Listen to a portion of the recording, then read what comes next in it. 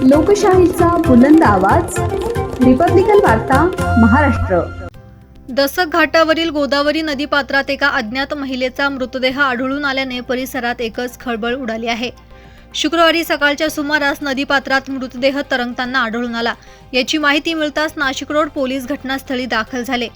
मृतदेह बाहेर काढण्यासाठी नाशिक महापालिकेच्या अग्निशामक दलाला पाचारण करण्यात आले। Leading fireman SS Nagpure, LP Bendre, वाहन चालक सूरज हिरे तसेच अक्षय SM जाधव, ओम मैद, अक्षय अडके, विशाल निकम आणि आपत्ती व्यवस्थापन कक्षाचे सिद्धांत गरुड यांच्या पथकाने मृतदेह नदीपात्रातून बाहेर काढला। यावेळी नाशिक रोड पोलीस ठाण्याचे 112 डेल्टा मोबाईलवरील पोलीस अंमलदार भाऊसाहेब नागरे आणि प्रमोद आभाळे देखील घटनास्थळी उपस्थित होते। सदर मृतदेह उत्तरीय तपासणीसाठी जिल्हा शासकीय रुग्णालयात पाठवण्यात आला आहे। मृत महिलेची ओळख पटवण्याचे प्रयत्न सुरू असून हा मृत्यू अपघाती आहे की घातपात याबाबतचा पुढील तपास नाशिक रोड पोलीस ठाण्याचे वरिष्ठ पोलीस निरीक्षक जितेंद्र सपकाळे यांच्या मार्गदर्शनाखाली करण्यात येत आहे। रिपब्लिकन वार्ता महाराष्ट्र, विशेष प्रतिनिधी आनंद Dabhade, Nashik.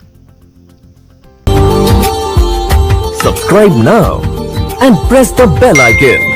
Never miss an update.